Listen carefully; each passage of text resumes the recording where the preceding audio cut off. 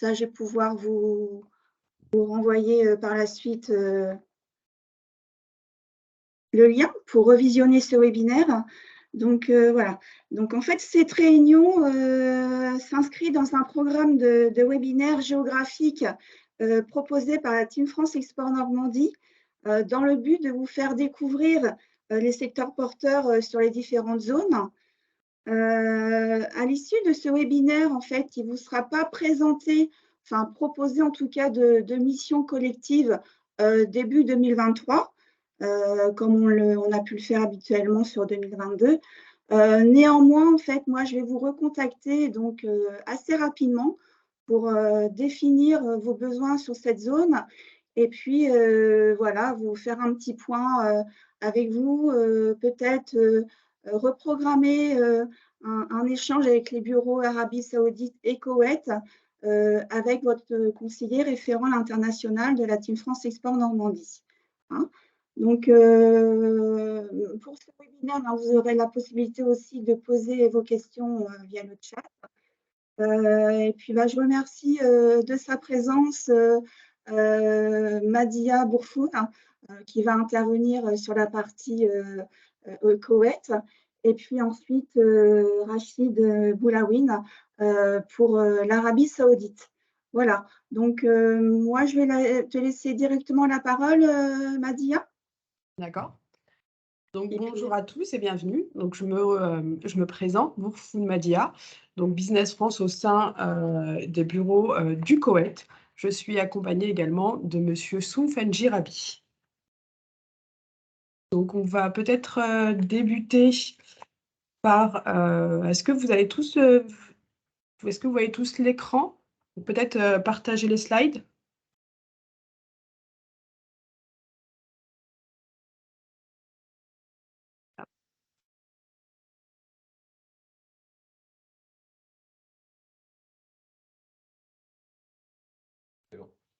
C'est bon pour moi. c'est bon pour tout OK. le monde? Oui. Oui. Donc, on va peut-être commencer, voilà, on va commencer par, le Koweït. Le Koweït qui est un pays, assez méconnu, notamment en France. C'est un pays avec, vraiment un marché de 4,6 millions d'habitants. Nous sommes sur un tiers de la population qui est koweïtienne et 2 tiers qui est en fait des expatriés. En termes de richesse, on est les 2e en termes de richesse par habitant et la richesse, elle est surtout produite des hydrocarbures, donc avec environ 3 millions de barils par jour. Donc aujourd'hui, la richesse du Koweït provient, majoritairement du pétrole. Cependant, en fait, là, vraiment, le Koweït cherche à se diversifier avec, plusieurs projets, qu'on va vous montrer au fur et à mesure, notamment le plan d'investissement, enfin, plan Vision 2035, qui va venir vraiment développer le côté financier, mais également tous les autres secteurs pour ne pas se reposer uniquement sur le pétrole. Donc on a vraiment une vision après pétrole. Le Koweït, il y a peu de production locale. C'est un grand pays importateur, vraiment beaucoup d'importations sur beaucoup de domaines, à l'exception du pétrole. Pour la France, alors la France vraiment les Français ont une réputation vraiment avec des produits de prestige, de haute qualité. Donc ils ont vraiment très, très bonne réputation, ici au Koweït et les échanges entre France et Koweït sont très facilités. On a également, aussi à production locale qui est aussi en lien aussi avec un déficit de compétences au Koweït. Donc beaucoup d'expatriés, enfin demandent des expatriés européens ou américains pour leur haut niveau et leur savoir-faire. Il y a également un projet qu'on appelle ici Silk City, c'est vraiment de faire une destination économique et culturelle pour le Koweït. Donc le Koweït, j'ai oublié d'un petit peu de le situer, il est vraiment situé entre l'Irak et l'Arabie Saoudite et on est vraiment sur une zone qui est côtière. Notamment, pour tout ce qui est vraiment maritime, vraiment ce sont des eaux profondes, donc ce qui facilite en fait les échanges maritimes avec les pays annexes. Hop, je vais te demander le contrôle pour passer à la slide suivante.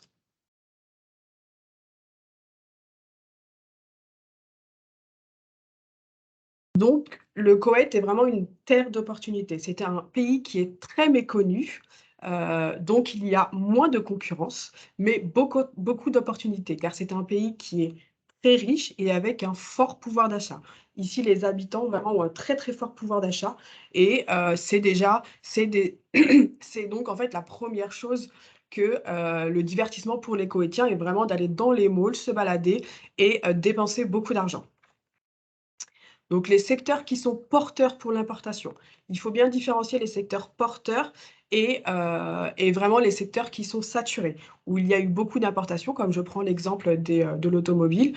Or, c'est un secteur qui est un petit peu plus saturé qu'aujourd'hui, le secteur porteur est un secteur, le plus gros secteur porteur est l'agroalimentaire. En raison, en fait, que le Koweït est un climat désertique, il est dépendant des importations.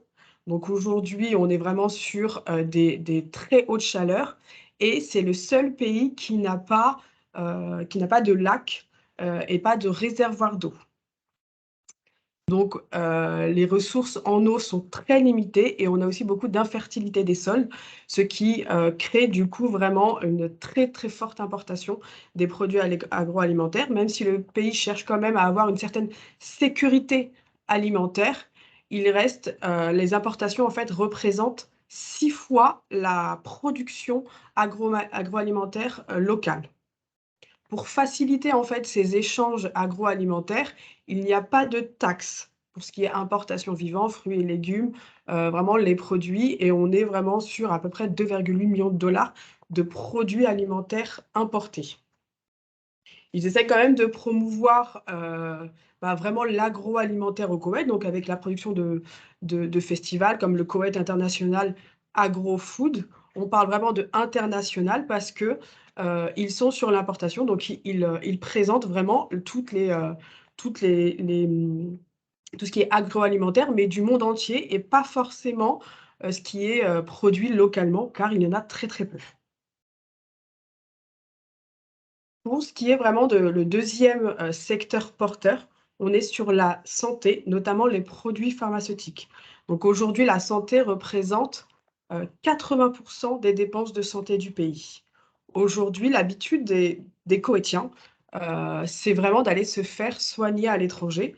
Donc pour les petits bobos, entre guillemets, ils restent ici au Koweït, mais dès qu'il y a, en fait des maladies comme le cancer, ils vont aller vraiment, je prends pour l'exemple de l'Institut Gustave Roussy, où il y a un partenariat, où ils vont aller vraiment se faire soigner en France, parce qu'ils ont confiance notamment à la santé française. Et c'est l'État qui paye vraiment tout, en fait, tous les frais médicaux, qui paye le déplacement également, qui paye vraiment toutes les dépenses sur place. Donc aujourd'hui, l'État a vraiment aide les Koweïtiens à préserver leur santé, mais vraiment tout ce qui est santé se fait en fait surtout avec le savoir-faire qui est plutôt français ou européen. On a aussi une population ici au Koweït, alors c'est une population jeune, donc on est à peu près sur 75,5% de personnes qui ont vraiment entre 12 et à peu près 50 ans. Donc on est vraiment sur une population qui est très très jeune. Par contre, on est sur une population qui est entre guillemets en mauvaise santé parce qu'on se considère quand même le Koweït comme le 3e pays comportant en fait le plus de diabétiques. L'habitude notamment des Koweïtiens, c'est d'aller manger à l'extérieur. Donc ils sont vraiment sur tout ce qui est restauration, donc que ce soit pour le petit déjeuner, que ce soit pour les repas, les dîners, ils ont plus l'habitude de manger à l'extérieur que de faire des préparations chez eux. Donc, on est vraiment sur une habitude de vie qui est différente de la France, mais qui est également avec un taux d'obésité qui est relativement élevé, surpoids, avec leur première cause de cancer, c'est cardiovasculaire, dû en fait à leurs mauvaises habitudes alimentaires.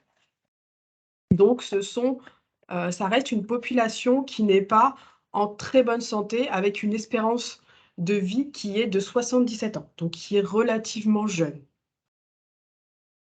Donc, le plan Vision 2035 a quand même pour objectif vraiment de faire évoluer le pourcentage de la recherche scientifique et de le passer, qui est actuellement à 0,2 à 1% du PIB. Donc, aujourd'hui, les importations en matière de santé, elles sont estimées vraiment à 820 millions de dollars. N'hésitez pas à m'arrêter si vous avez des questions.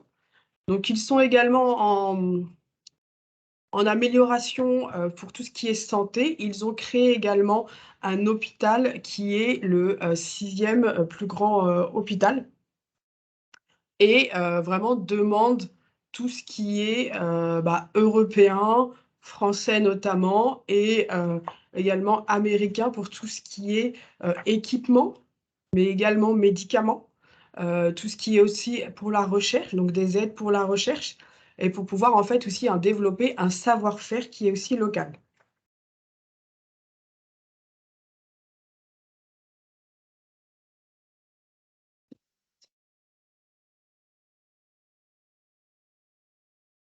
Alors, le partage, alors de mon côté, j'ai perdu le partage. Ah. Est-ce que vous voyez encore l'écran? Est-ce que vous voyez encore les slides? Partage. Oui, j'ai plus de partage notamment. On va le remettre, ouais, ça a été. Hop, parce que je pense qu'on était. Voilà.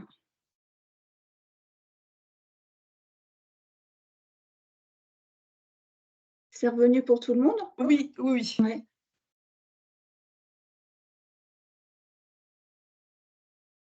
Je vais passer les slides. Donc, ça va voilà, être. Je pense qu'on était voilà, deux c'est dessus parfait. et du coup, ça a dû créer quelque chose. Donc, je passe. D'accord.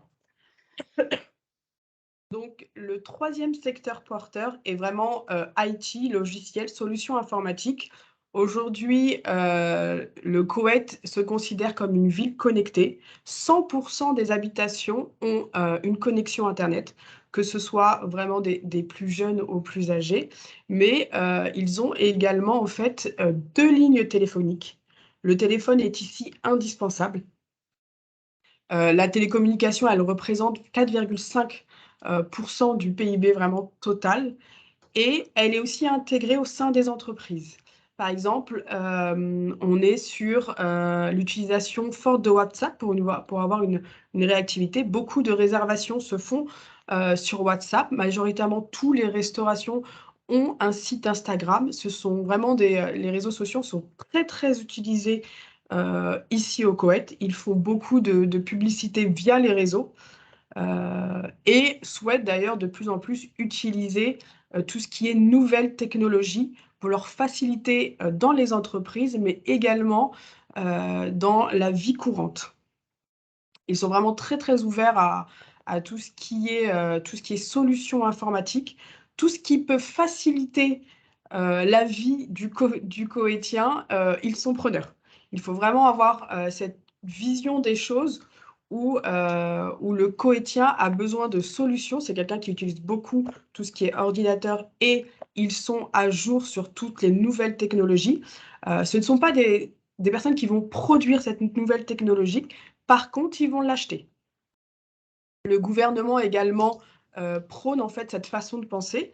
Donc, ils ont adapté aussi une politique de Cloud First et ils ont également fait en sorte que l'administration soit assez connectée.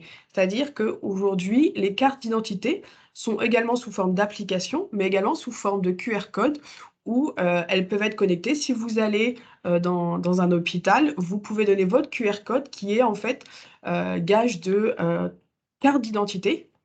Et puis, tout est, par exemple, dans un hôpital également, tout est connecté. On a une absence d'ordonnance qu'on a aujourd'hui, nous, en France.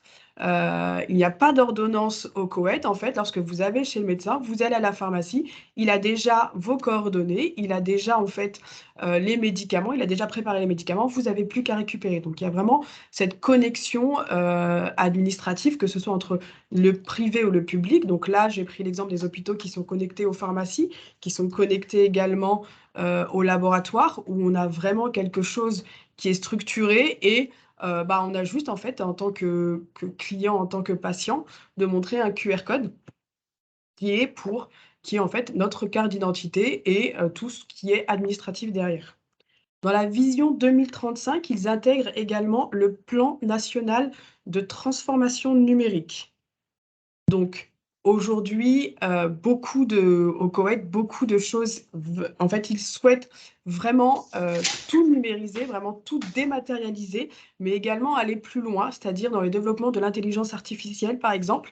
Donc, ils cherchent des collaborations, ils cherchent des partenariats, ou même, enfin, surtout pour la facilité des Koweïtiens, c'est une vente directe des solutions qui sont complètement intégrées et qui vont, en fait, faciliter la vie du travail, mais également la vie du Koweïtien.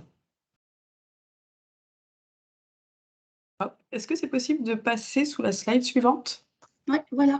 Et on a également en fait le secteur, donc on est vraiment sur les 4 secteurs les plus importants au Koweït. Donc c'est pour tout ce qui est équipement, que ce soit oil and gas, donc le pétrole et la richesse du Koweït. Notamment pour le pétrole, il faut quand même autour tout ce qui est équipement. Donc les Koweïtiens ne produisent pas forcément les équipements, ils les achètent.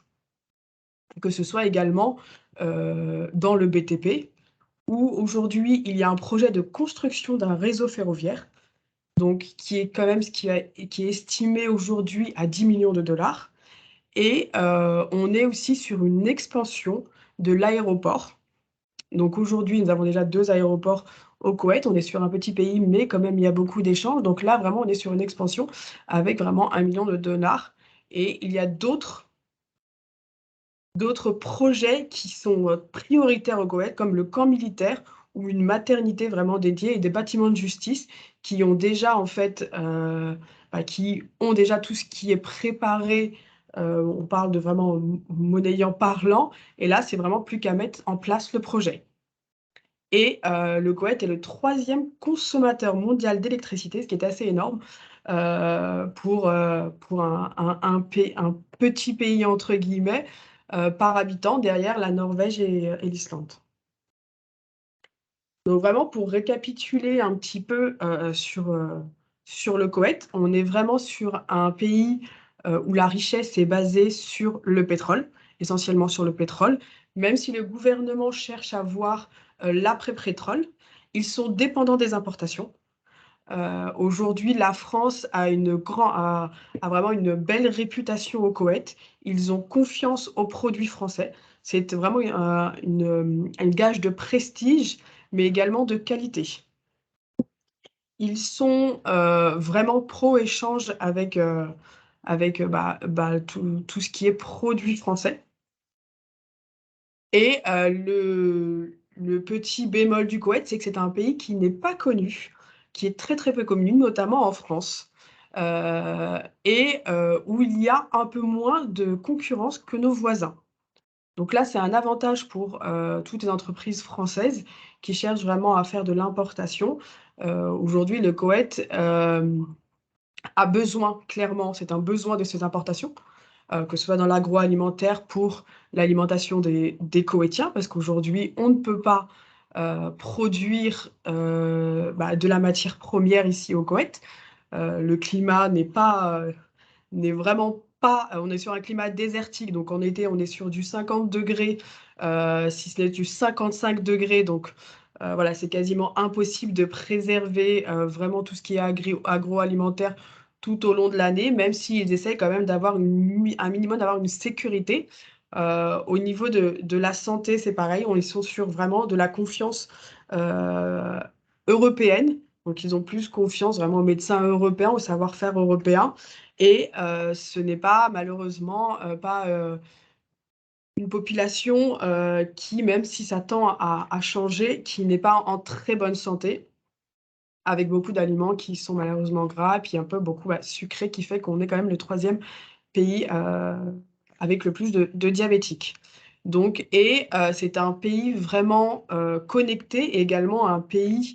alors, c'est vrai qu'on a peu de personnes arrivent à imaginer un petit peu le Koweït comme avec vraiment de grands bâtiments. Ils imaginent vraiment beaucoup de choses comme quelque chose de désertique, alors que vraiment pas du tout. On est sur un pays qui est très développé, un pays qui vraiment cherche à développer et cherche vraiment la dernière technologie des pointes. Donc, ils sont vraiment prêts à d'investir beaucoup pour accéder en fait à cette nouvelle technologie et tout ce qui est nouveau pour faciliter leur quotidien. On est vraiment sur une population qui est riche et qui aime tout ce qui peut les faciliter. Donc, est-ce que vous pouvez passer à la slide suivante, s'il vous plaît? Donc voilà, je vous laisse l'adresse mail, donc vous pouvez noter ci-dessus. Et si vous avez des questions, n'hésitez pas à me poser des questions ou à échanger. Nous sommes disponibles, que ce soit moi ou Rabi, pour tout échange.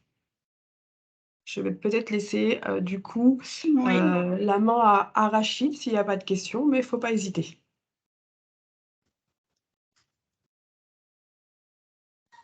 Voilà, donc Rachid. Bonjour Rachid. Bonjour tout le monde. Est-ce que vous m'entendez? Oui, oui. Très bien. Oui, très bien. Oui, merci. Alors, moi par contre, je suis vraiment désolé, je ne vois pas la slide qu'a indiqué ma collègue s'afficher. Donc peut-être que c'est un petit problème technique de mon côté. Je vois les personnes inscrites, mais je ne vois pas de slide. En tout cas, c'est pas grave. Est-ce que tout le monde voit bien les slides? Sinon, à part Rachid, c'est bon pour tout le monde? Oui, tout à fait. Ouais. Ah, bon. D'accord. Bon, bah, écoutez, c'est pas grave, c'est pas grave, c'est pas grave. Je voulais juste m'assurer en tout cas que je n'avais pas de soucis techniques. Est-ce que vous me voyez? Oui. Très bien, parfait. Très bien, parfait. oui, merci. Mais écoutez, en tout cas, merci beaucoup pour cette opportunité, justement, et cette occasion de pouvoir intervenir dans cette séance. Je tiens à remercier tout particulièrement donc, du coup, la Team France Export et donc Normandie en l'occurrence pour leur coopération et leur collaboration sur cette séquence. Très sincèrement, c'est ce que j'avais évoqué à nos collègues. Parler de notre zone nécessite big time parce que beaucoup de sujets sont à évoquer. On vit très sincèrement aujourd'hui sur la zone Proche et Moyen-Orient et en l'occurrence chez mon collègue Rabi ainsi que moi-même ici, un momentum très fort entre la France et nos pays. Et donc, mon objectif à moi aujourd'hui est de vous donner envie, de vous donner quelques éléments extrêmement pertinents qui vous permettent finalement de déclencher chez vous une certaine curiosité et dans une optique, effectivement, après, de voir de quelle manière on pourrait, bien sûr, travailler ensemble, vous être utile et vous donner justement l'occasion de pouvoir profiter de ce timing et de ce momentum. Je voudrais vraiment saluer très particulièrement un frère qui est connecté avec nous, qui est Xavier, mon collègue, mon compagnon de route, avec qui justement j'ai beaucoup travaillé. Je suis très heureux, je ne le vois pas, mais je suis très heureux en tout cas de le voir. Ça fait 1 an qu'on s'est quitté et depuis on ne s'est pas vu.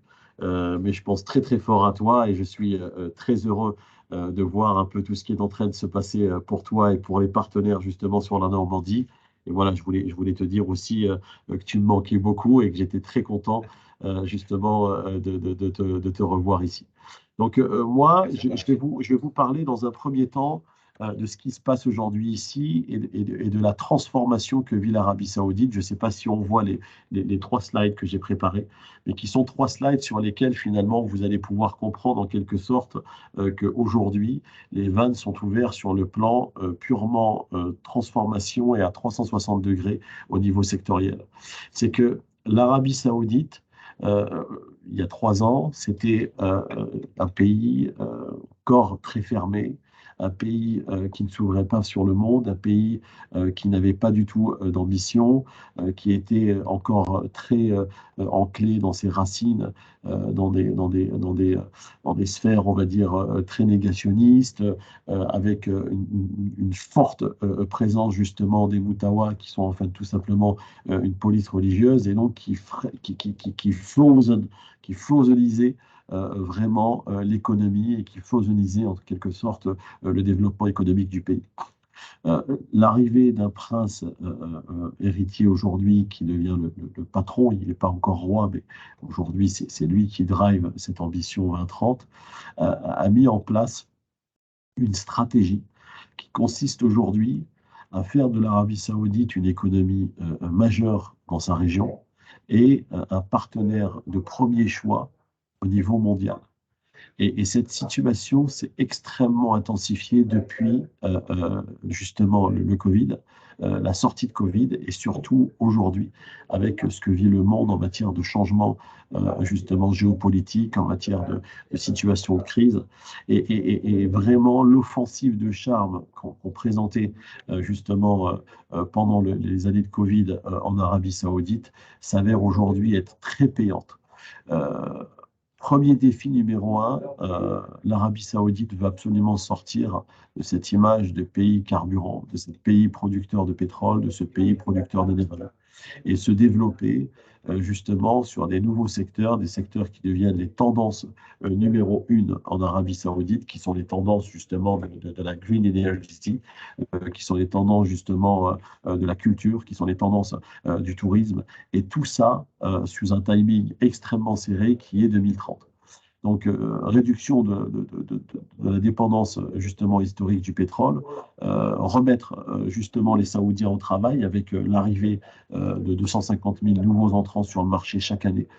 Cette année, on sera quand même à un chiffre qui va, en fin d'année, qui va doubler, puisque c'est à peu près 350 000 nouveaux entrants qui seront enregistrés sur 2022. Et donc, réduction d'un taux de chômage et diversification complète des secteurs de l'économie. Si vous voulez, en fait, aujourd'hui, quand on regarde la carte du pays, on se rend compte que les pays qui étaient en fait, enfin les secteurs qui étaient en fait les secteurs prioritaires auparavant, le gaz, le pétrole, le secteur de l'eau et la désalinisation et certains produits d'importation gourmets, chocolat, produits de luxe, ne sont plus du tout les secteurs drivers en termes de PIB ici et les secteurs porteurs en termes d'opportunités pour nos entreprises françaises. Aujourd'hui, les secteurs sur lesquels l'Arabie saoudite se positionne, c'est les secteurs du sport, avec justement d'énormes projets de développement et d'infrastructures pour justement équiper les villes saoudiennes en matière d'activités qui touchent justement à des événements internationaux, les Asian Games qui auront lieu à Trojena sur le parti Winter, la Coupe du Monde qui est justement positionnée, où l'Arabie saoudite a positionné sa candidature, les Jeux olympiques sur lesquels justement aujourd'hui l'Arabie saoudite est en train de préparer une commission pour pouvoir participer à cette candidature. Et donc, la Formule 1 qui a eu lieu à Jeddah en 2021, décembre 2021, et donc un tas de projets, le Grand Prix équestre mondial qui aura lieu cette année à Lula. Donc, tout ça, sur un timing très record, le pays se positionne à prendre en charge, à développer des infrastructures et à organiser des événements très importants. Le secteur qui va toucher justement au secteur de la culture, de l'art, des médias, de l'audiovisuel, qui est un secteur extrêmement stratégique aujourd'hui, parce que tout simplement, les chaînes de télévision saoudiennes qui étaient à la base basées à Dubaï, basées aux Émirats, basées au Qatar, aujourd'hui regagnent le siège social en Arabie saoudite. Et donc, des développements en matière de contenu, des développements en matière tout simplement de construction de chaînes de valeur pour tout ce qui va toucher à l'IPTV, tout ce qui va toucher justement à l'audiovisuel et au cinéma, qui sont des secteurs aujourd'hui très nouveaux. Ils ont moins de 3 ans en Arabie saoudite.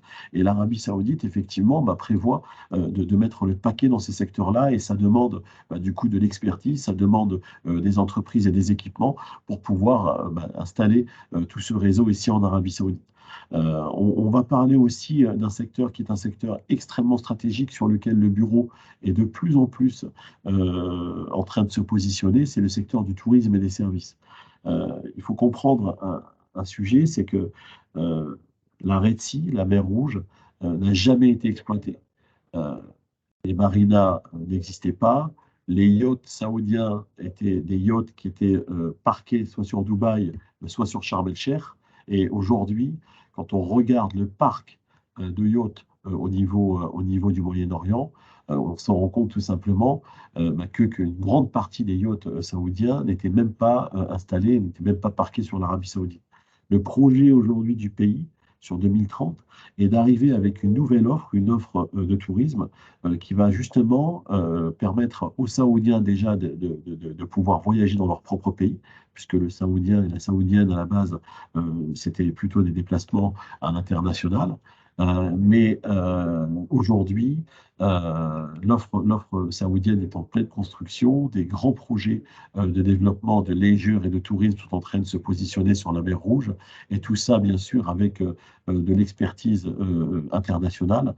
La France est positionnée comme un partenaire numéro un sur le tourisme, avec Afaloula, qui est l'agence nationale d'Aloula. Et donc, il y a une coopération entre le Royaume d'Arabie Saoudite et la France pour justement développer ces sujets de partenariat sur le volet touristique. Et donc, ça évoque tout simplement la construction de marina, ça évoque de l'ingénierie en matière d'études d'impact pour la protection du littoral, ça évoque tout simplement de la gestion de concessions pour la partie retail et la partie développement hôtelier autour de ces marinas.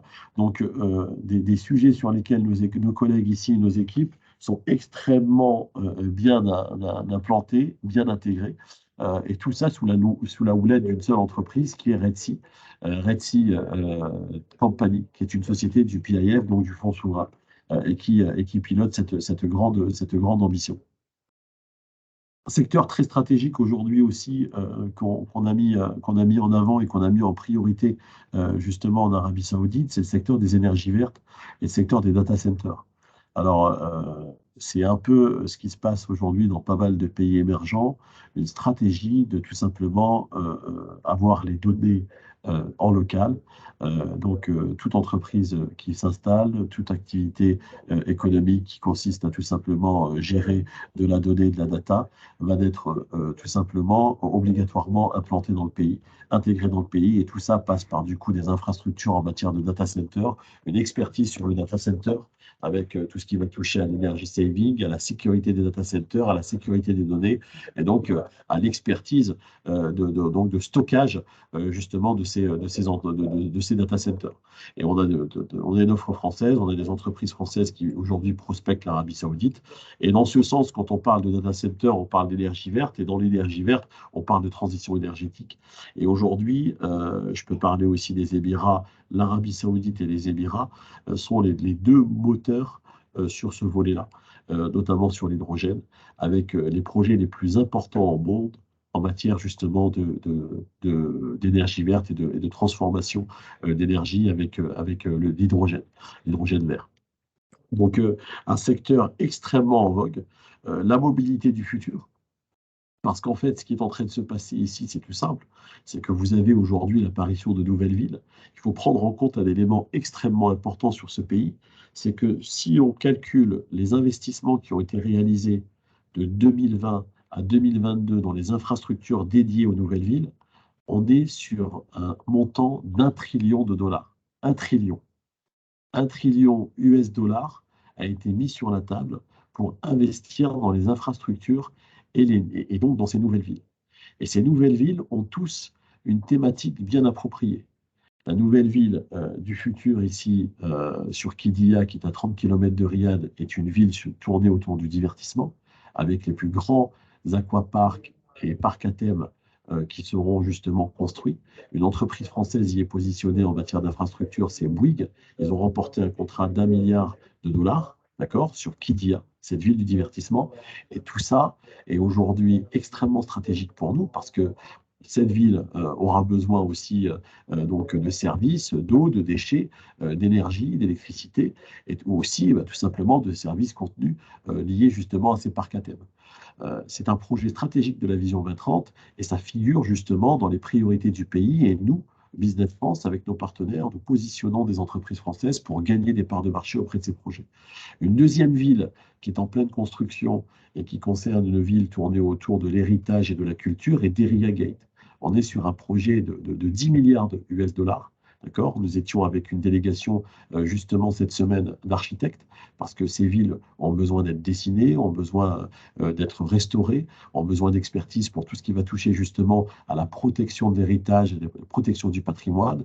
Et ça, c'est un projet extrêmement stratégique aussi de la Vision 2030 auquel nous sommes positionnés et qui figure comme une priorité. Donc, vous avez la ville de Neom, qui est une ville aussi tournée vers le futur et tournée vers l'innovation, qui fait aujourd'hui beaucoup parler d'elle, justement en Europe et dans le monde entier, où justement l'Arabie Saoudite est en train de prévoir quelque chose d'assez gigantesque et se positionne sur des technologies du prochain siècle. Et là, il y a une vraie stratégie ici à l'ambassade avec les entreprises françaises basées ici, les cabinets d'ingénierie, les grands groupes, pour présenter une offre française dans toute sa forme, qui va tourner autour de l'impact carbone, qui va tourner autour des villes du futur, qui va tourner autour des nouvelles technologies et donc d'attirer des startups pour nouer des partenariats technologiques avec Neom. Pour votre information, ça fait 2 fois que le CEO se déplace en France. Il y a une vraie relation, une forte relation avec nous ici à l'ambassade Business France, mais aussi avec les entreprises françaises. On a des entreprises comme CETEC, comme Aegis, comme Suez, mais aussi des PME françaises, des startups qui aujourd'hui justement se sont positionnées sur Neom et gagnent des contrats. Je vais prendre un exemple d'une petite PME justement que vous connaissez peut-être, qui est pour Alumarine, qui travaille justement sur un planning pour la partie des marinas. Nous avons une startup qui a fait de l'imagerie à travers un drone qui s'appelle Azure Drone. Donc aujourd'hui, pourquoi je vous parle de ça? C'est qu'en matière justement tout simplement d'interlocuteurs et de taille d'entreprise, nous sommes finalement avec des entreprises qui sont de toute taille et qui signent des contrats, qui signent des partenariats avec ces grands projets de la Vision 2030. Et donc, les Saoudiens n'attendent pas simplement un dealer qu'avec des grandes structures, des grandes entreprises, des grands groupes. Donc, extrêmement important de prendre en compte aujourd'hui que ce pays et que ces villes, du coup, attirent énormément d'opportunités, attirent beaucoup du coup d'investisseurs. Et donc, c'est maintenant qu'il faut se positionner et c'est maintenant qu'il faut justement arriver à nouer des liens. On parle aujourd'hui de secteurs aussi qui sont des secteurs nouveaux, qui touchent justement le fashion. On est dans un pays qui vit une transformation sociétale. Les femmes ne sont plus obligées de porter le voile. La abaya n'est plus du tout on va dire, un code vestimentaire obligatoire. Et aujourd'hui, les grandes chaînes de fashion designers, l'Arabie Saoudite a organisé l'année dernière la Fashion Arab Week à Riyad, qui a eu un succès extrêmement important. Et beaucoup aujourd'hui de retailers, de franchiseurs, du coup, se positionnent dans le pays parce que on a des consommateurs, on a une typologie de consommateurs qui, tout simplement, est friand d'investir, voilà, s'équipe, s'habille différemment par rapport aux années précédentes et du coup maintenant tourner sur des nouvelles tendances d'habillement et des nouveaux styles d'habillement. Donc ça aussi, c'est un secteur très porteur, c'est un secteur sur lequel nous avons beaucoup d'acteurs français et sur lesquels effectivement on est positionné avec nos équipes pour pouvoir accompagner les entreprises et les positionner sur le marché. Secteur qui va toucher aussi autour du skincare. Les femmes, pareil, avec la burqa auparavant, avec le voile intégral, le maquillage, tout ce qui va toucher justement produits de beauté n'était pas une priorité. Aujourd'hui, c'est 220% de croissance sur les chaînes de retail store. Donc, on a aujourd'hui de plus en plus tout ce qui va toucher, on va dire, aux produits de soins pour la femme, mais pour l'homme aussi. Vraiment des sujets qui sont extrêmement intéressants et qui explosent en matière de développement et en matière d'opportunités, donc extrêmement stratégique pour nos entreprises françaises. Et donc, aujourd'hui, si on veut se positionner en quelque sorte dans ce levier de création de valeur, il faut prendre en considération que le pays s'ouvre, le pays propose des opportunités, le pays est friand de qualité de partenaires étrangers et donc justement d'accompagner cette force et cette vision 2030, mais tout ça avec des conditions bien on va dire, bien clair, c'est qu'on a une nouvelle culture des affaires, c'est-à-dire qu'auparavant, les entreprises saoudiennes passaient par des agents, passaient par des partenaires, rarement en end-to-end et en direct flow.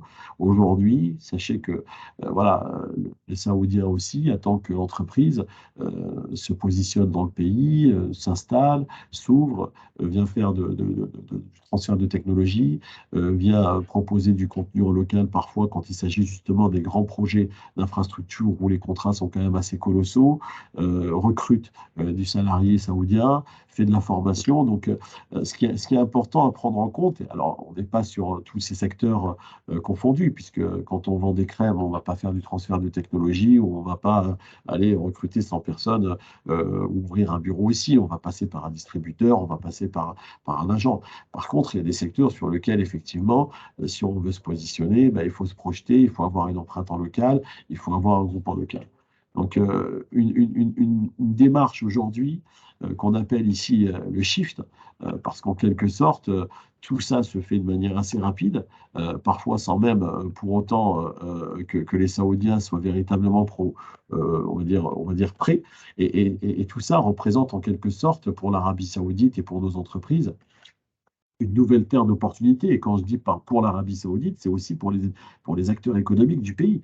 Parce que le pays était fermé et donc les Saoudiens, les family office, les acteurs privés, qui avant étaient complètement mis dans l'ombre parce que tout était géré par le gouvernement en fonctionnement et par des entreprises publiques, aujourd'hui, bah, c'est des opportunités aussi pour les Saoudiens. Donc c'est là où en fait il se passe quelque chose d'absolument dingue dans le pays, et j'y suis depuis un an, c'est que finalement, tout le monde réagit très vite à ces opportunités. Tous les acteurs veulent se positionner parce que voilà, il y a un retour sur investissement extrêmement fort. Et donc, c'est les Saoudiens qui nous sollicitent pour aller leur trouver des partenaires.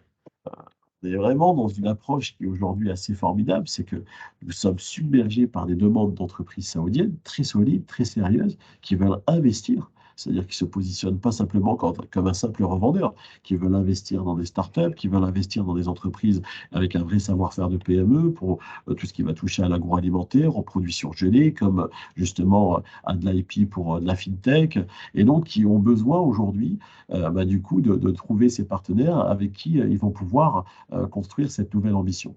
Les relations entre la France et l'Arabie Saoudite sont historiquement solides, justement parce que le pays dispose justement de réels atouts pour renforcer ses positions. Et les transformations que je vous présentais comme économiques et sociétales, justement œuvrées par le prince, bah, offrent des perspectives très prometteuses, justement pour nos entreprises, et comme je vous l'ai cité, dans tous les domaines. Ce qui est important à prendre en compte, c'est qu'en Arabie Saoudite, vous avez toutes les entreprises du CAC 40 qui sont représentées.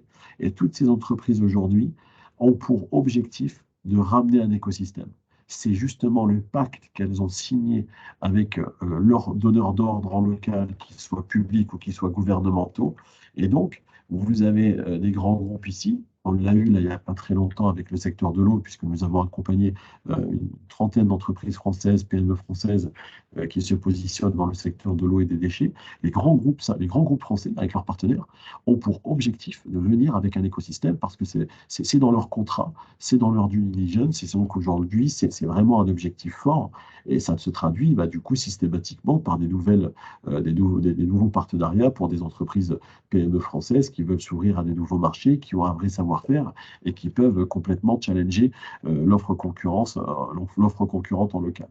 Donc, pour vous donner aussi un éventail de ce que représente aujourd'hui l'écosystème, on va dire, français en Arabie Saoudite, traditionnellement, excusez-moi, il se présente dans les secteurs des transports. Le métro de Riyad est aujourd'hui justement sous consortium français et espagnol. D'accord. Donc, nos groupes français sont sur le métro de Riyad, mais des PME aussi dans l'aéronautique, dans l'énergie, dans les énergies renouvelables, dans l'eau et les déchets, je vous l'ai cité. On est aujourd'hui sur un marché historique et un marché unique au monde. C'est-à-dire qu'en Arabie Saoudite, vous avez nos leaders français de l'eau et des déchets qui ont justement le leadership en Arabie Saoudite et ont justement les positions les plus fortes en matière de part de marché. Ça, c'est quelque chose d'historique et c'est un secteur sur lequel on est vraiment conscient que nos startups, que nos PME peuvent venir apporter leur expertise, leur technologie pour justement gérer ces projets et faire développer justement le savoir-faire français. On a les banques aussi privées, hein, avec BPI France bien sûr, mais aussi les banques privées qui sont bien présentes et bien établies ici, avec des relations de confiance assez fortes au niveau autorité, investisseurs privés.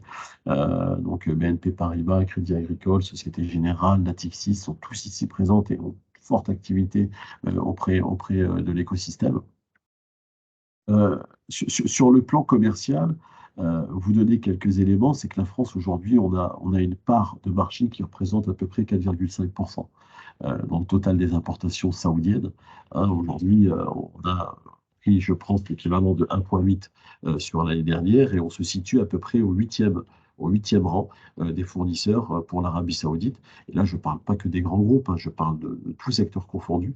Et le nombre d'entreprises, justement, qui est implanté en Arabie Saoudite, il est à peu près de 280 filiales, sachant que ces 180 filiales, on va dire, enregistrent au total l'équivalent de 3 milliards USD concentrés justement en matière d'investissement placés dans le pays.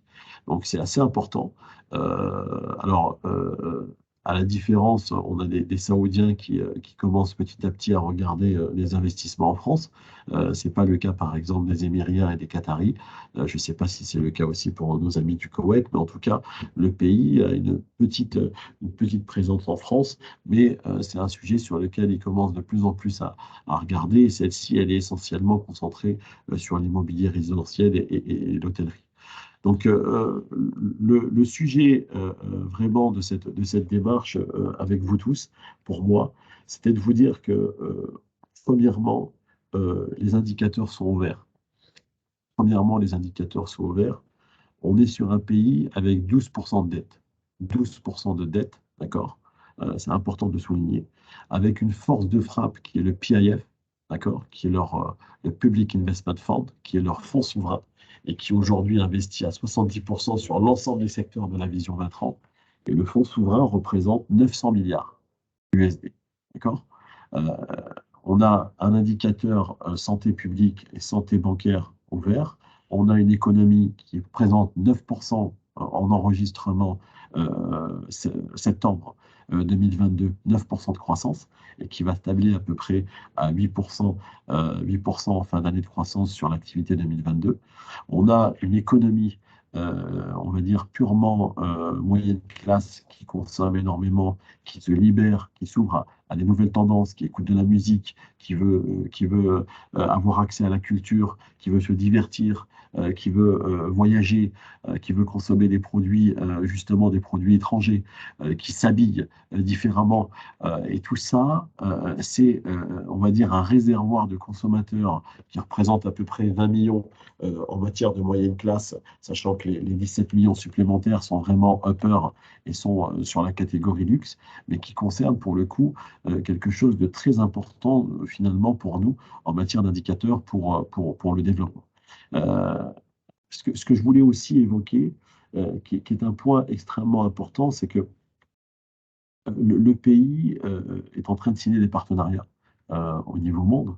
La position que l'Arabie Saoudite aujourd'hui dispose vis-à-vis de cette crise énergétique, justement, du coup, l'attend à nouer des partenariats stratégiques au niveau monde. Et la France, aujourd'hui, est un partenariat de premier choix de déplacement du prince héritier en France sur 2022 et un déplacement en 2021, fin d'année 2021 du président en Arabie Saoudite décembre dernier, avec bien sûr une multitude de visites ministérielles, tout ça pour justement solidifier la relation et du coup permettre sur le plan purement stratégie partenariat avec l'économie, avec nos entreprises françaises de pouvoir augmenter notre présence et d'être à fond.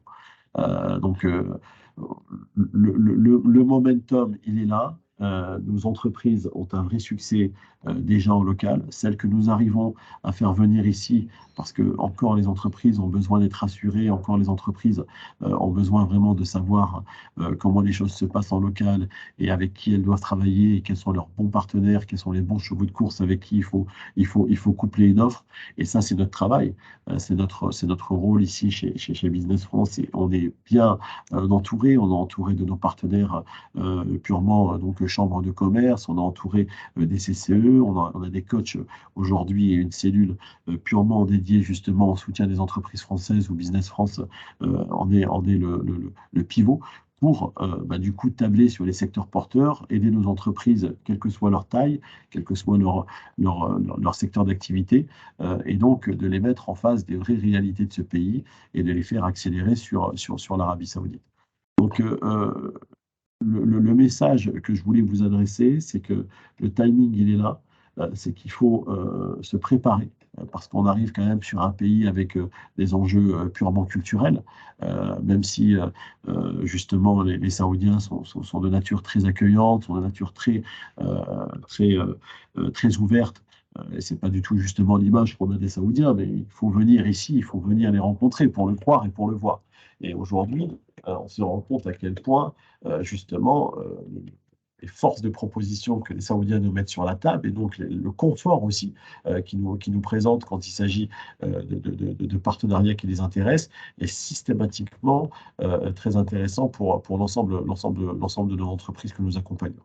Donc, préparation, patience aussi, parce qu'on est sur un pays qui, justement, voit arriver plein de choses. Et donc, il y a encore un sujet d'organisation de leur côté, organisation logistique, organisation administrative, parce que tout ça va tellement vite qu'il faut se préparer, il faut du temps. Et donc, ça demande de la patience côté entreprise française. Ce que vivent certaines entreprises françaises qui sont simplement des problèmes de trésorerie, qui peuvent être aussi des problèmes liés du coup à un développement export et donc à une pression peut-être aussi au niveau monde, puisqu'il y a des marchés qui se ferment, des marchés qui rentrent en berne, des marchés qui sont les nouvelles tendances. Les Saoudiens ne le vivent pas. Et donc, c'est important de l'expliquer, c'est important de le mettre en avant dès le début. Et c'est aussi important pour vous de prendre en compte qu'il y a aussi un peu de patience justement dans l'élaboration d'une prospection ici et dans la mise en place d'un business plan et donc de réussir à faire des affaires ici en Arabie Saoudite. Et donc aussi engagement. C'est un point aussi que je voulais souligner parce que les Saoudiens, quand ils s'engagent, eux, ils s'engagent fortement et ils attendent que leur partenaire ne soit pas un partenaire qui vient simplement se déplacer parce qu'il y a un salon, mais qui prévoit de se déplacer à plusieurs reprises et qui compte nouer des liens forts et des liens extrêmement relationnels avec les entreprises avec qui elles vont traiter. Et donc, ça nécessite des déplacements, ça nécessite une présence, ça nécessite une relation extrêmement importante et extrêmement continuelle avec l'acteur local. Et parfois, c'est vrai que ça, c'est des sujets sur lesquels les entreprises ne sont pas du tout prêtes, ont tendance à croire que du coup, les relations s'arrêtent simplement au business et que finalement, tout ça est plutôt vu sur une manière de se déplacer lorsqu'il y a des salons, lorsqu'il y a des événements. Le Saoudien veut le partenaire souvent avec lui, à ses côtés. Il veut innover avec lui, il veut lui proposer des actions, on va dire, uniques, de démarcation sur le marché. Il veut aussi qu'il soit présent quand ça ne va pas. Et donc, tout ça, c'est des sujets parfois à prendre en compte et qui peuvent effectivement créer des problèmes quand on ne répond pas présent. Donc, voilà ce que je voulais vous évoquer. Je ne sais pas de votre côté si vous avez des questions. Je vous dis très sincèrement, tout ça est en une demi-heure extrêmement challengeant à vous présenter parce que si on rentre dans chacun des secteurs porteurs, du coup, il faudrait encore un peu plus de temps tous ensemble, mais c'est quelque chose que mes équipes ici, que l'ensemble des collaborateurs, collaboratrices de l'agence ici en Arabie, puisqu'on a 2 bureaux à Jeddah et à Riyad, peuvent faire. On fait des entretiens individuels, on fait des points conseils, on fait du... Alors, on prépare l'entreprise et on passe le temps avec elle sur justement un panorama un peu plus sectoriel et beaucoup plus précis de l'ensemble des activités et des opportunités qu'elle peut avoir. Très bien. Merci Rachid pour cette présentation très complète. Du coup, avant de revenir au Koweït, parce que je crois qu'il y a une question de Maxence pour le Koweït, est-ce qu'il y a des questions sur l'Arabie Saoudite et par rapport à ce qui a été dit par Rachid? Moi, j'aurais une toute petite question sur le projet Mer Rouge qui englobe beaucoup de secteurs. Oui. Frédéric Touras de Laboratoire Gilbert, bonjour. Merci pour cette Bonjour, présentation. bonjour Laboratoire Gilbert, on connaît très bien. Ouais, on est déjà un petit peu présent sur le marché, pas assez malheureusement, à notre grande dame. Ma question concerne l'aspect carrefour que représente le canal de Suez et donc la mer Rouge actuellement, donc qui voit transiter, comme vous le savez bien mieux que moi, des tonnes de marchandises. Et donc, un trafic qui vient peut-être dénaturer la zone un petit peu. Est-ce que ça ne pourrait pas être un gros frein au développement touristique que l'on attend sur la mer Rouge et entre autres sur l'Arabie Saoudite aujourd'hui? Alors, en fait, ce qu'il faut savoir, c'est que le trafic, si je comprends bien, commercial que vous évoquez, ne passe pas sur les côtes de la mer Rouge et donc sur les territoires saoudiens. Euh, Si vous avez l'occasion de survoler justement l'Arabie Saoudite via la mer Rouge, vous pouvez voir que justement cet asset, ce patrimoine touristique qui est justement en main des Saoudiens est neutre, il est intact. Les Saoudiens travaillent avec des cabinets extrêmement renommés sur ce sujet du développement touristique. La Red Sea Company a dans les mains 22 milliards US dollars pour préparer cette offre tourisme en Arabie Saoudite. Et donc, en fait, il n'y a aucun challenge et aucun impact justement sur ce sujet. Donc, le champ est libre. Le canal de Suez est sur une orientation finalement qui part derrière vers l'ouest et qui en fait ne regagne pas complètement les côtes saoudiennes. Et en fait, le pays dispose d'un littoral et donc d'une capacité de développement extrêmement important. Je vais vous donner un exemple. On a le cabinet Rougerie. Jacques Rougerie, que vous connaissez sans doute, qui est une icône en France sur le secteur maritime, et qui aujourd'hui est extrêmement bien impliqué sur ce sujet et qui a pour but de développer du coup, des hôtels sur mer, pas sur la côte, mais complètement sur mer. Et il fait partie un peu des experts sur lesquels, du coup, nous, on s'appuie pour travailler cette stratégie tourisme sur la mer Rouge. Et sachez que voilà, les choses sont plutôt positives et très bien embarquées. Si vous voulez des éléments, monsieur, sur ce sujet, on a beaucoup d'informations qui permet un peu de regarder la manière dont est positionnée cette stratégie tourisme au niveau mer Rouge, qui en sont les players et comment c'est organisé. Parce que quand on parle de Red Sea, il y a Neom aussi. Neom est complètement sur la côte et il est justement face à Sharm el-Sheikh et il a pour but, en quelque sorte, de développer cet axe. Les îles qui sont en face de Sharm el-Sheikh ont été, on va dire, redonnées à l'Arabie Saoudite. Il y a eu un pacte qui a eu lieu entre l'Égypte et l'Arabie Saoudite dans ce sens. Et donc tout ça a pour but de vraiment barricader en quelque sorte ce secteur et d'en devenir, on va dire, un espace très souverain côté saoudien.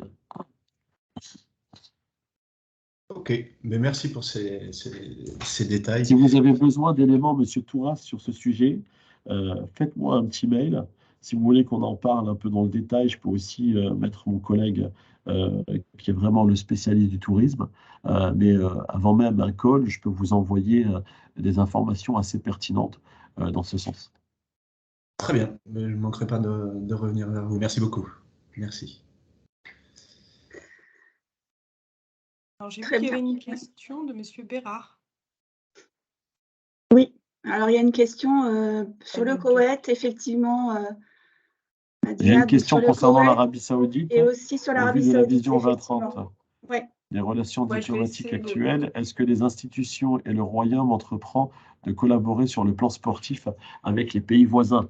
Bah oui, oui, très très belle question. Coupe du Monde, pour votre information, l'offre c'est Égypte. Alors c'est pas avec les pays voisins, c'est Égypte.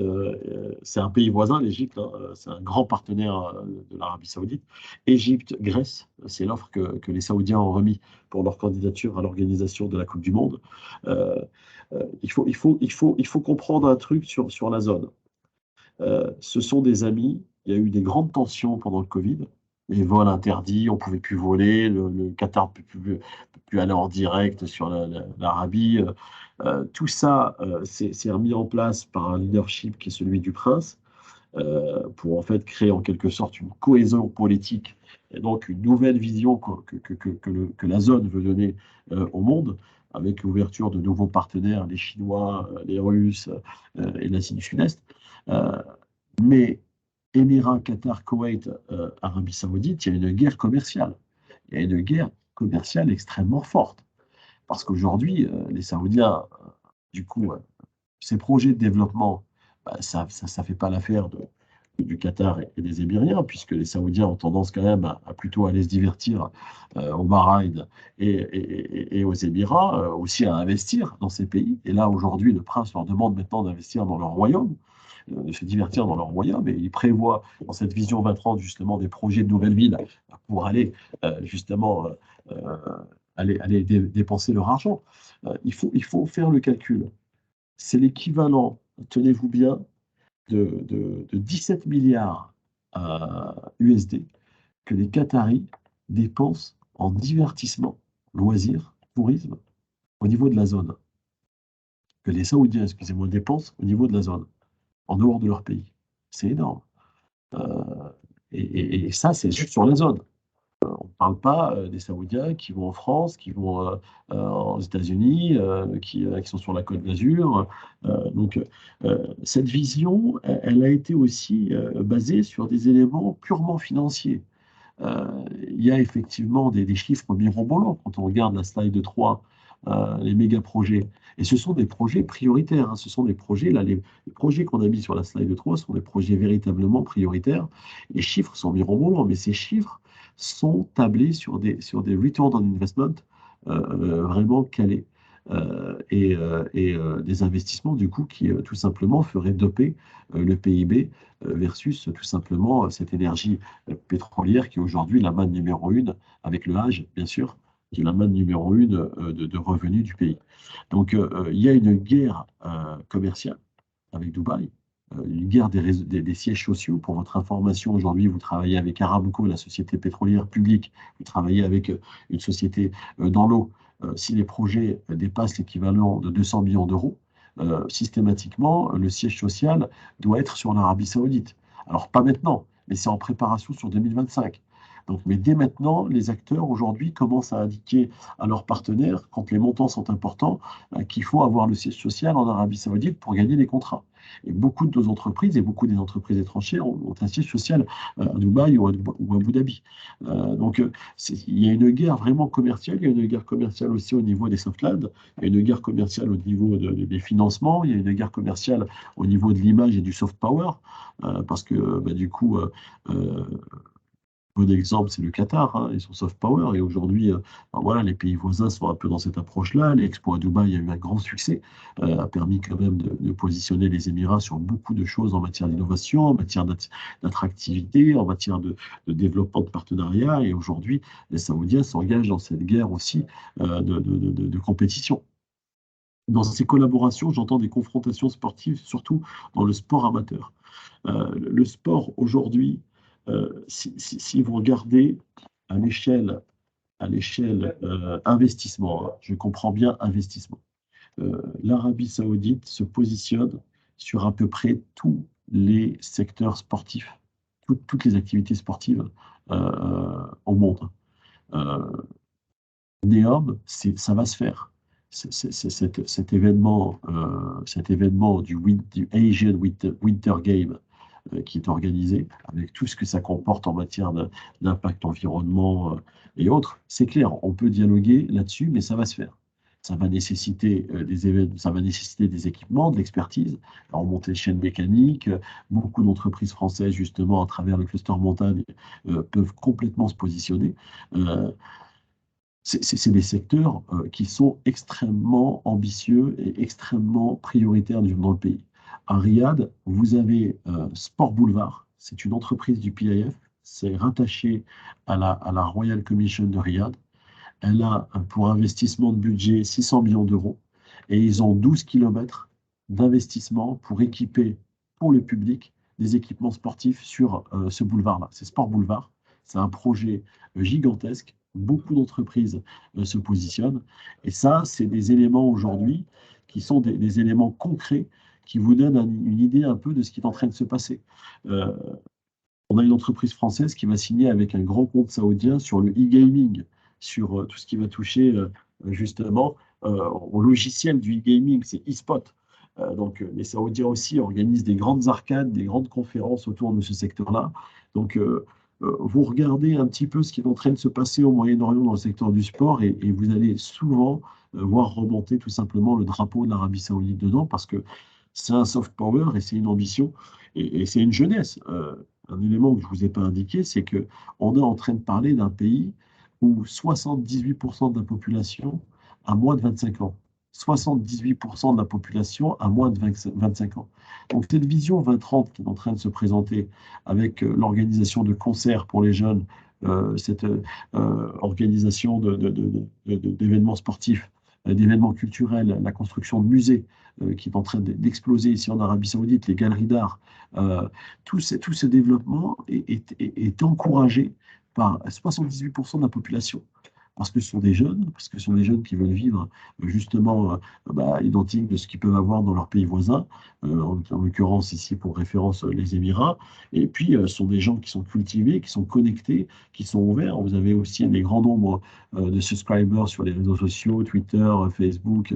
Et le prince a développé carrément une entité au sein du royaume pour analyser ce qui se passe, pour écouter la population, pour voir quels sont les feedbacks et comment justement il peut donner un souffle à cette jeunesse qui est en fait le futur enfin le trésor de ce royaume, quoi. Très bien. Est-ce que j'ai répondu à votre question? Je ne sais pas, c'était invité, il n'y a pas le nom, mais par contre, je suis bien intéressé d'avoir le nom de la personne qui a posé la question. Oui, c'est monsieur Bréard. Non, Bérard, pardon. Maxence Bérard. De quelle société? Equireader, je pense. C'est ça, ouais. Equireader. Oui. D'accord. Equireader, oui. Oui. Je pense que vous nous avez écrit, non? Vous avez écrit sur le réseau forum de PMO, je pense. J'ai vu un petit message, je crois, sur Equireader. Oui. Ah oui. Si vous voulez des informations un peu plus détaillées, monsieur, je suis à votre disposition. Si vous voulez un détail du projet Sport Boulevard, on est très bien connecté avec eux. On a de très bons contacts au sein de cette société.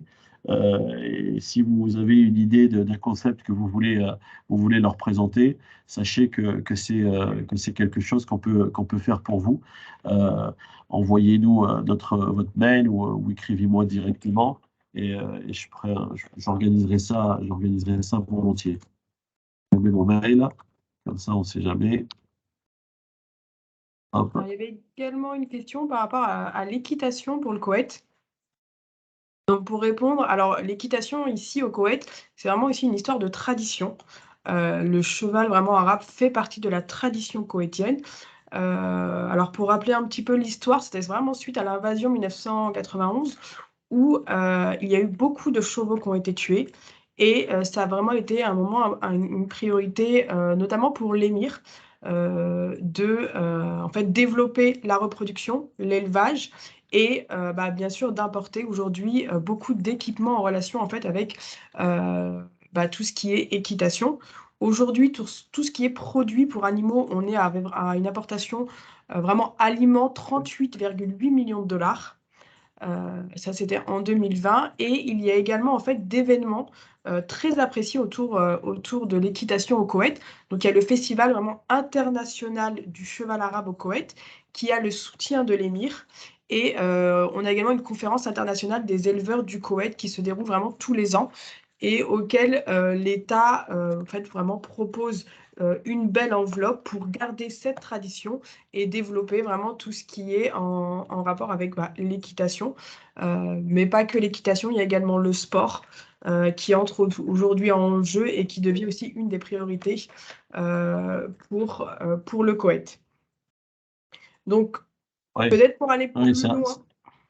Oui, c'est un excusez-moi, très je t'ai bon coupé. point. C'est un très bon point, ça, effectivement, de, de, de- de souligner ce sujet d'équitation. Et je te remercie beaucoup.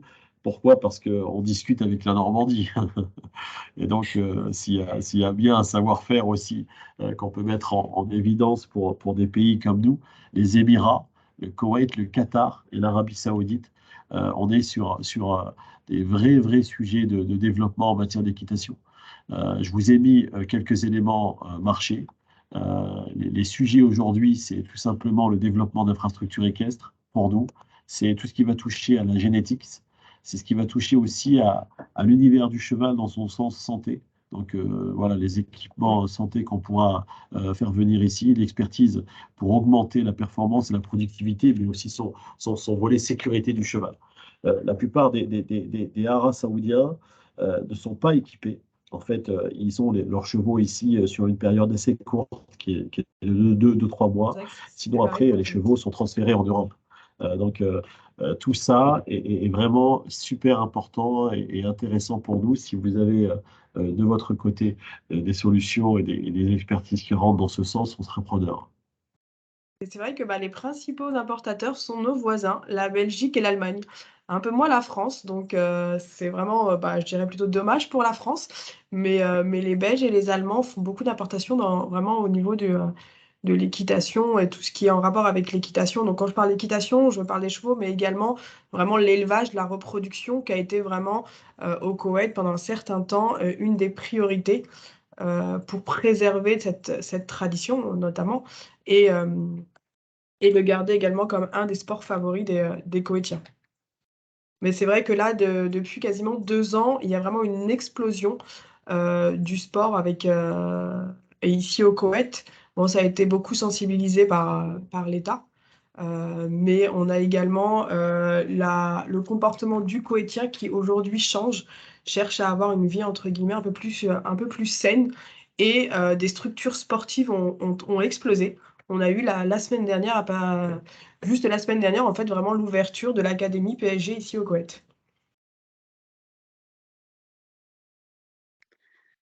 Est-ce Très que vous bien. avez d'autres questions auxquelles on sera très ravi d'y répondre? Mais également l'adresse mail si vous voulez un peu plus approfondir le sujet. Ce serait super intéressant.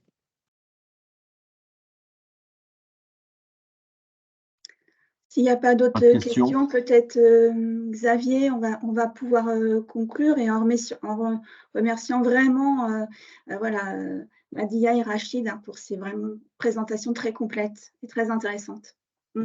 Merci beaucoup. Merci à tous, merci effectivement, beaucoup. c'est bien, effectivement, vous laissez ces quelques mots de conclusion et sincèrement remercier Madia et puis Rachid, que je connais effectivement, vous le voyez très bien. On a eu vraiment, c'était un grand plaisir de travailler avec lui dans la zone asiatique où il a œuvré pendant plus d'une dizaine d'années. Et donc, vous voyez que là, vous avez vraiment de la super compétence, quoi. Vous avez de l'engagement, vous avez de la super compétence, de l'expertise, de l'information terrain, des équipes locales. Vraiment, allez-y, les yeux fermés, je peux vous l'assurer. Et vous voyez, là, j'ai trouvé que c'était passionnant. C'est une zone, vous voyez, où il y a des projets, où il y a une vision à long terme. Il y a de la jeunesse, comme l'a évoqué Rachid, qui va aussi dynamiser ces différents projets. En matière de projet, là, Rachid a été modeste, mais il oubliait de nous dire que là, il vient de sortir d'une grosse mission avec plus de 30 architectes Ouais. qui étaient encore Ouais. présents hier, voire même encore aujourd'hui, je crois, chez toi, Rachid. Ouais. Ouais. Ouais. 30 architectes, c'est énorme. Enfin, ça montre tout l'engouement de l'offre française, son adaptation aussi, mais aussi le fait qu'il y ait des projets importants, mais aussi financés. Parce qu'on voit bien aussi que dans cette conjoncture actuelle, ben, on voit qu'il y a des pays qui sont en souffrance, et puis au contraire, avec la hausse des coûts des matières premières, bien, au contraire, il y en a qui vont être aussi gagnants de ce moment. Et c'est vrai que vous êtes dans une zone qui prend le bénéfice directement de cette hausse des coûts des matières premières, et donc à nous aussi d'en profiter au moment même où beaucoup d'affaires se font aussi en dollars, et au moment même où on a aussi là une valeur ajoutée pour nos exportations qui sont souvent libellées en dollars sur la zone. Donc là, on a aussi des gains de compétitivité et, comme je vous dis, des financements aussi qui sont généralement assurés sur cette zone. Rachid aussi l'a dit, on est aussi dans un contexte où la relation diplomatique est au beau fixe, et c'est important aussi pour tout vis-à-vis de ces grands projets qui émergent.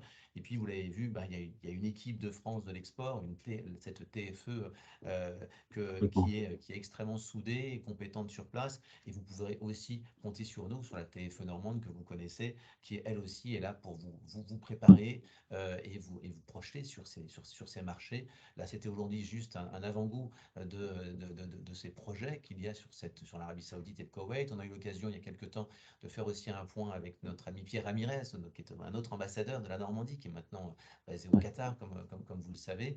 On a eu aussi une très belle mission l'an dernier, une mission normande avec une quinzaine d'entreprises, et pilotée aussi, animée par le président Morin, le président de la région, à Dubaï, à l'occasion de l'exposition universelle. Donc on voit vraiment qu'il y a un vent à nouveau et qu'il faut vraiment en profiter. Et puis je vous l'ai mis dans les échanges, là on voit aussi que ça se reflète dans les échanges, dans le commerce extérieur. Naturellement, on était sur une zone traditionnellement déficitaire, avec presque 1,6 milliard d'euros de déficit au premier semestre 2021 sur cette zone. On est aujourd'hui, sur le premier semestre 2022, à une zone équilibrée. Et donc, à nous, entreprises, à nous, Normands, aujourd'hui, de venir compléter et de faire en sorte que d'un commerce équilibré, il devienne même excédentaire.